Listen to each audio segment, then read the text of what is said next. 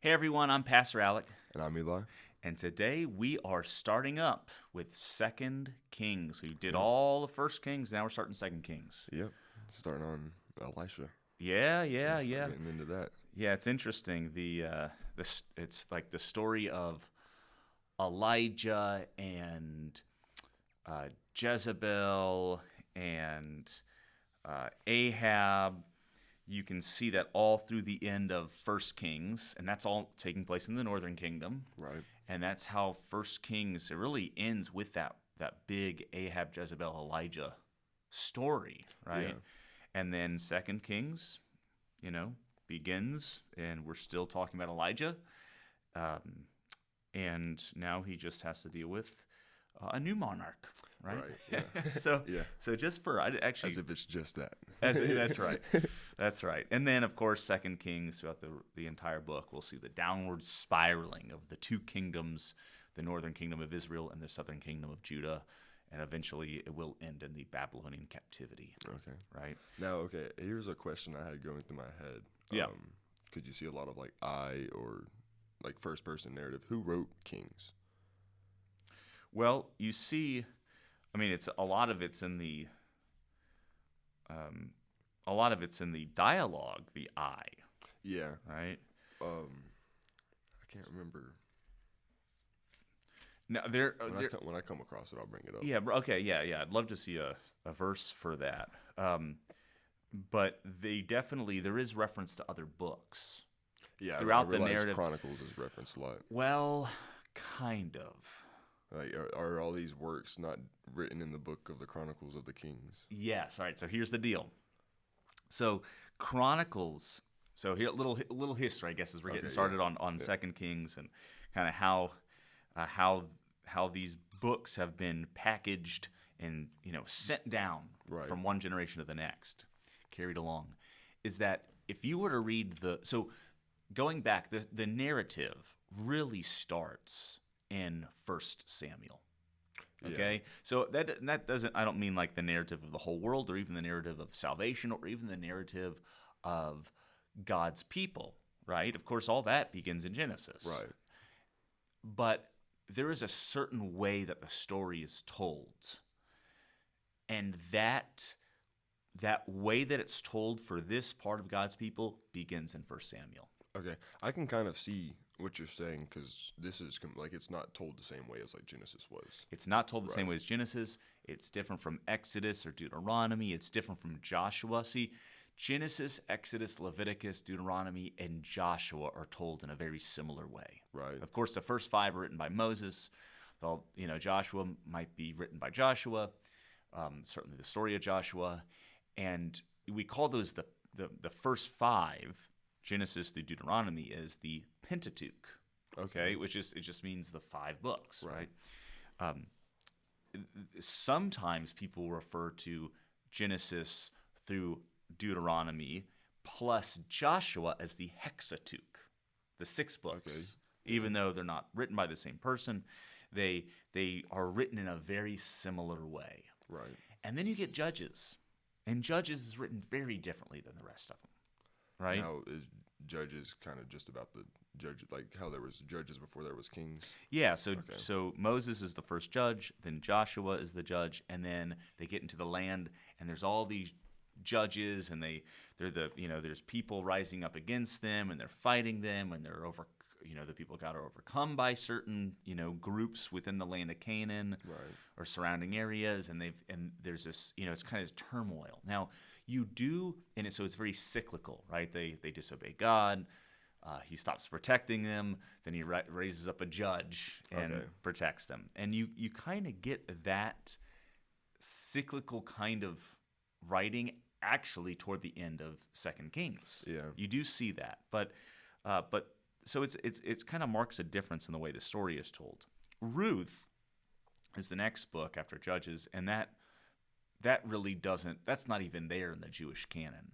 Right, Okay. so that's a part of a whole different set of books called the stories of the scrolls, okay, the writings, and there's 5 writings that kind of go together, and Ruth is a part of that, and that's a whole different way of telling the story. We just put it there because, it's it's part of the history from that time period, Yeah. right? I got, Okay. Yeah.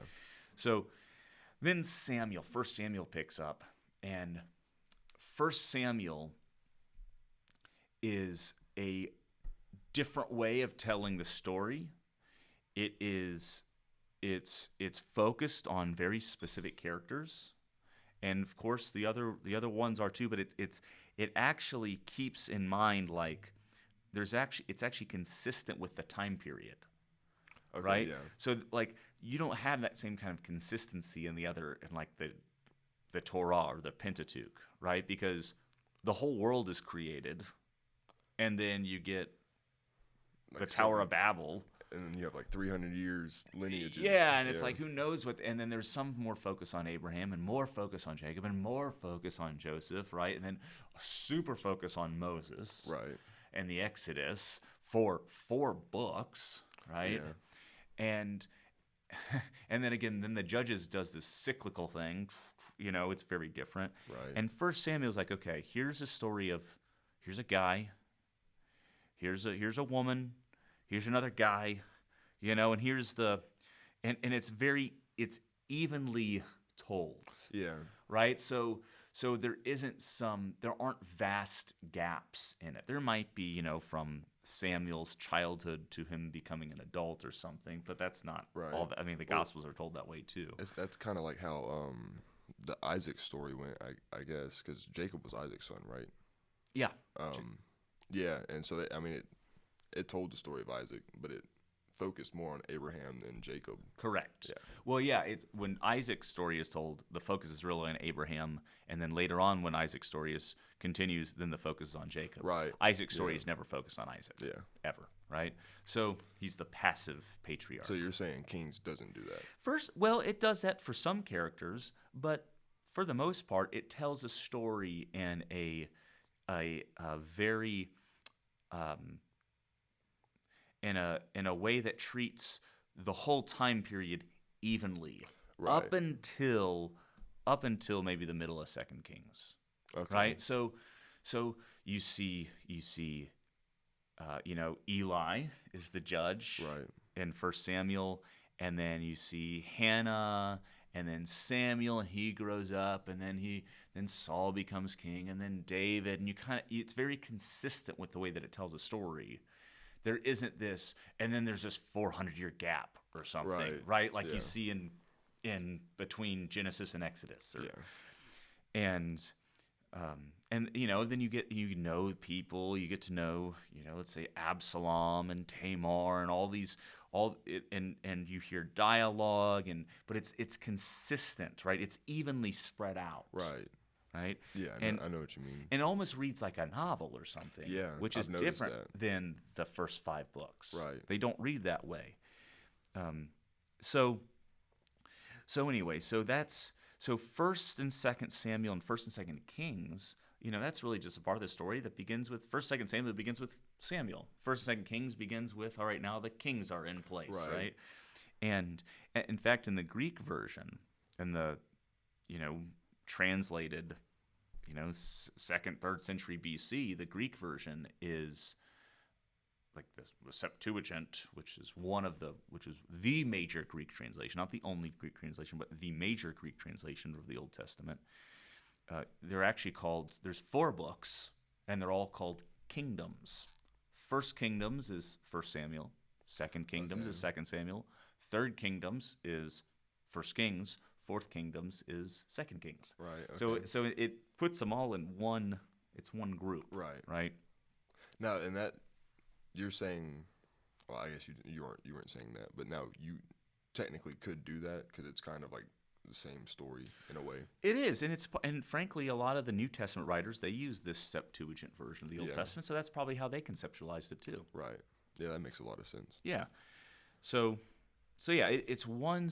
It really is. I mean, the whole thing, of course, is one story. Right. But then it really is one specific section of the story. Yeah. Right. So it's one coherent narrative. Yeah, it's like my dad used to read us this old book. It's called Uncle Remus. And Okay. it had like a bunch of different stories. And Okay. I guess that could be like one story in that book. Yeah. Yeah. Yeah. First and Second Samuel and First and Second Kings are one section, one very complete section Yeah. of the narrative. Yeah. And then you get things that happened here and there. And Right. all right, so what you got for me?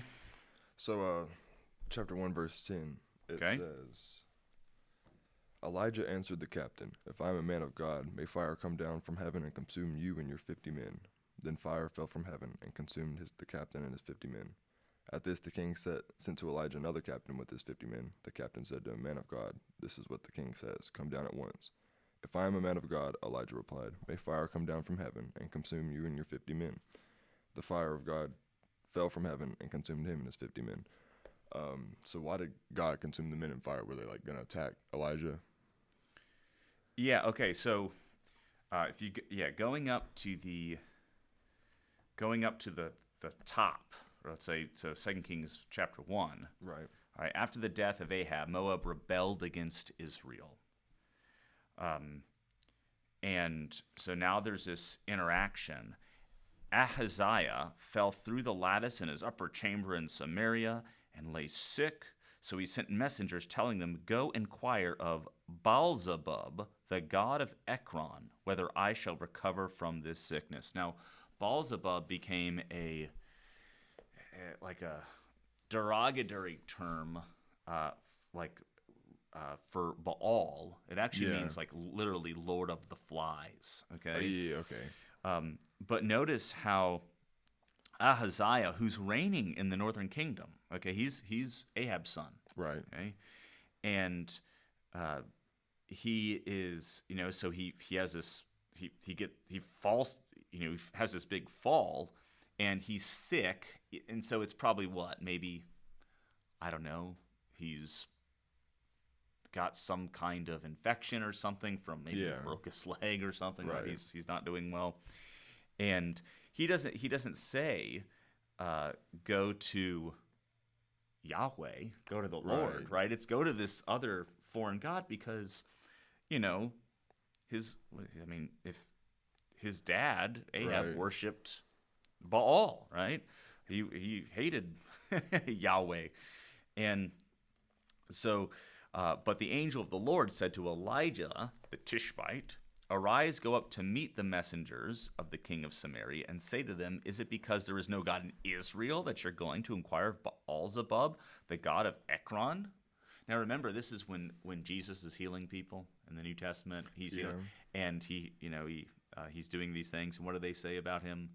You're doing these things by the power of Baalzebub. Okay. You're doing this by a foreign god, not by our God, right? Which at that point they would just say, that's basically this like acquainting foreign gods with, equating foreign gods with Satan. Yeah. All right, but here it's like specific foreign god. Right. So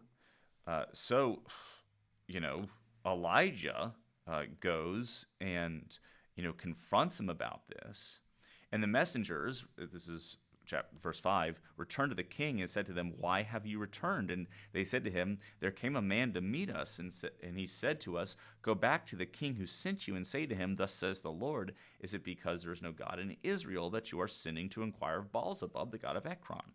Therefore you shall not come down from the bed to which you have gone up, but you shall surely die.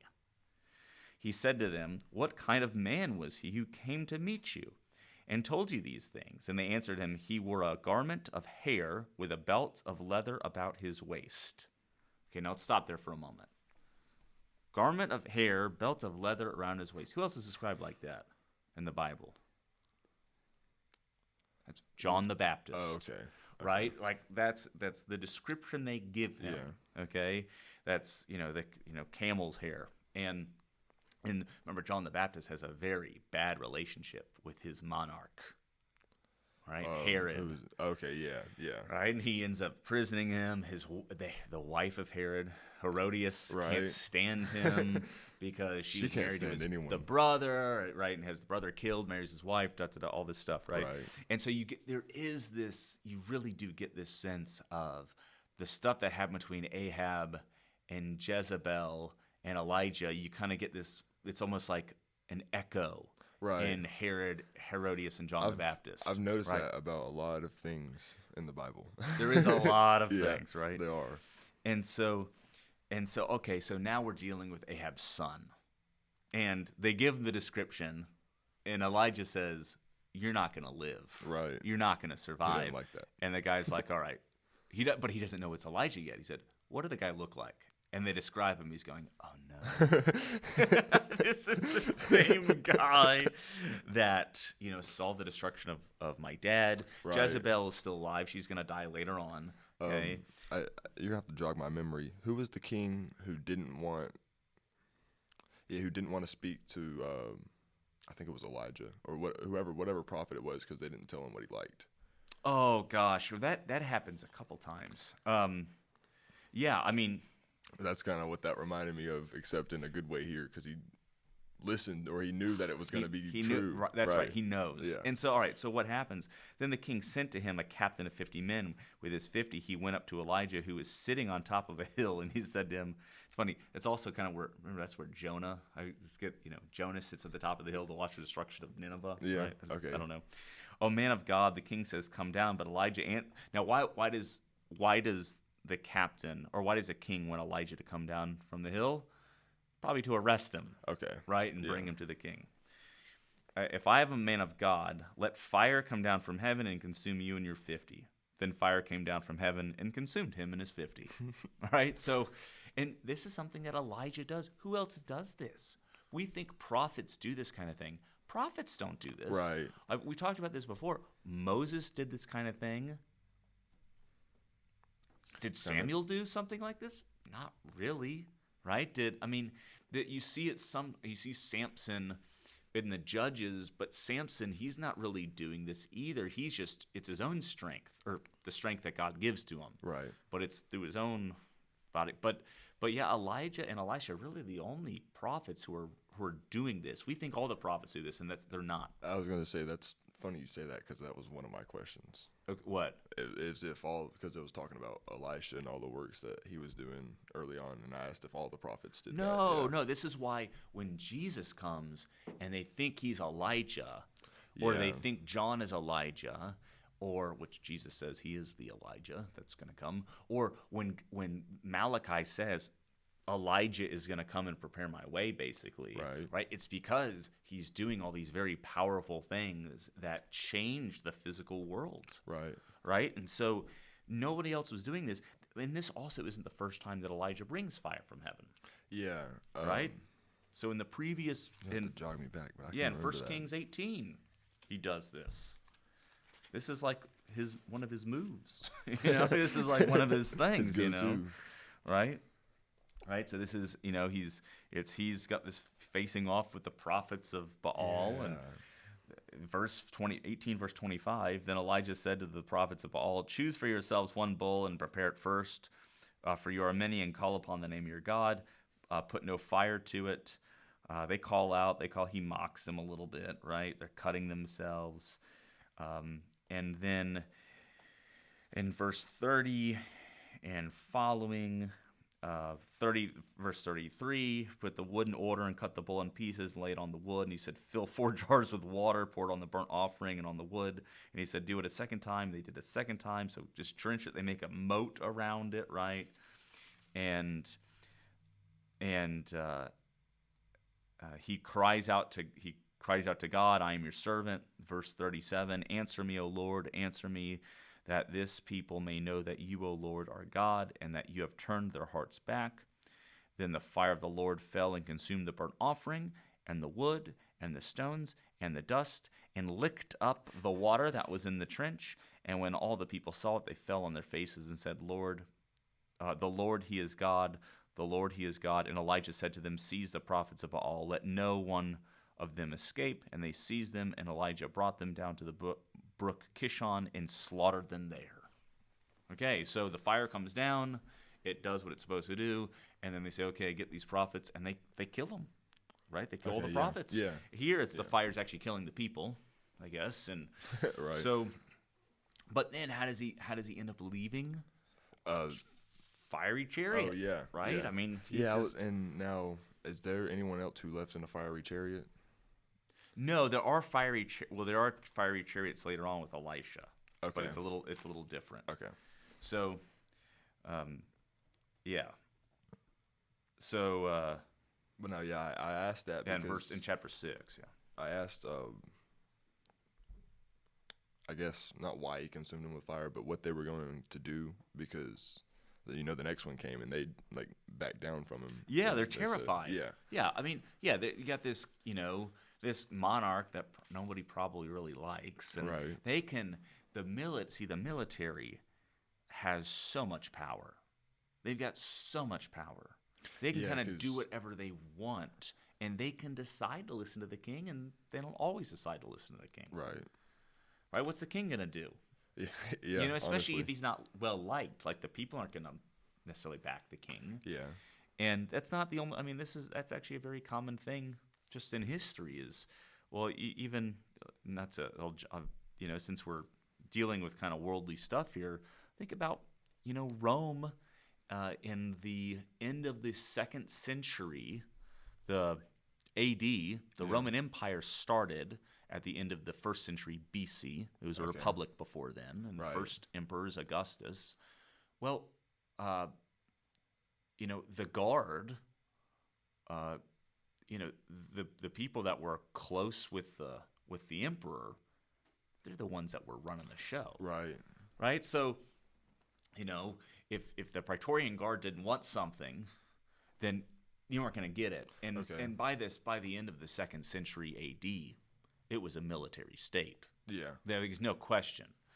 Now, when did it split into two? What year was that? Well, culturally, it kind of always was split Right. for a long time. And in the 4th century, that's when they kind of made Okay. it official. We'll have two, and then after the Christianization of the empire, then you really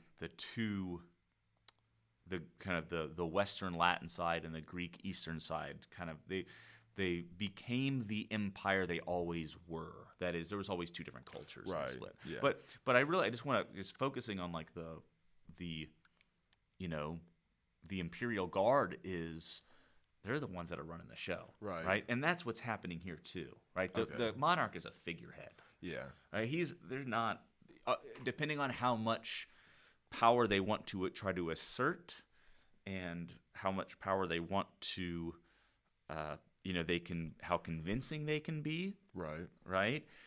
But if they're not convincing and they're not successfully assertive, sometimes they assert themselves and they fail at it. Sometimes Right. they assert themselves and they're successful, but they're not just going to die because the king Right. wants them to get this yeah. guy. They're still human. at Yeah, the end they of the day, don't. yeah. So, yeah. What is? Let's see. But yeah, Elijah is a force to be reckoned with. Yeah, I've come to notice that.